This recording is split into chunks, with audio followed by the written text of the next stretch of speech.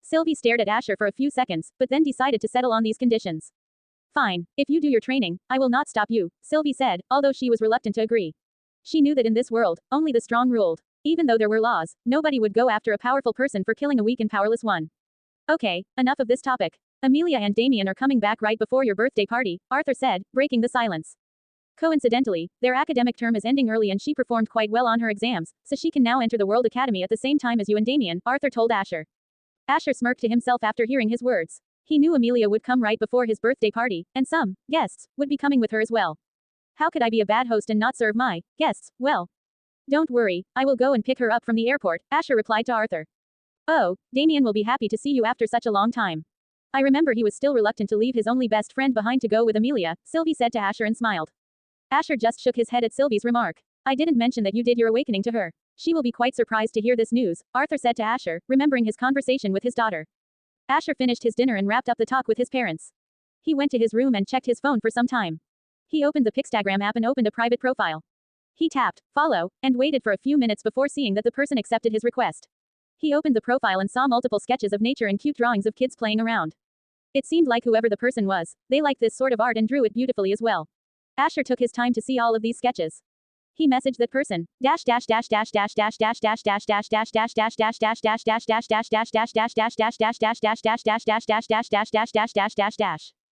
I am bored 20. Your art is beautiful. Pink. Nature okay. I am bored 20. Will you do a sketch for me? Pink. Nature depends. I am bored 20. Maybe a black cat with a pink cat in a lazy background. Pink. Nature I charge but. I am bored 20. I will pay don't worry. Pink. Nature pay first then. Link. Pay. He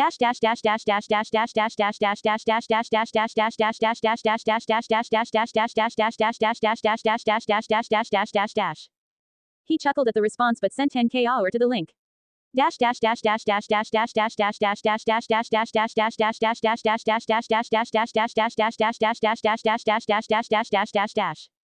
Pink. Nature give me your pay link.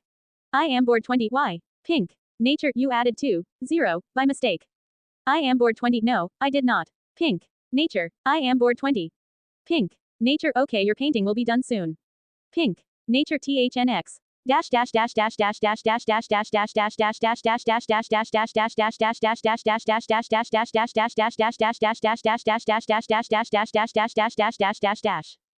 Sending the last message whoever Pink. Nature went offline.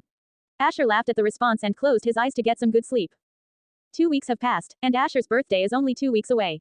It was early in the morning, and he had just woken up, so he decided to do his mana training after having breakfast. He continued training for 5 hours and, when he came out, it was 12 in the afternoon. He found Emmy waiting outside the training grounds for him.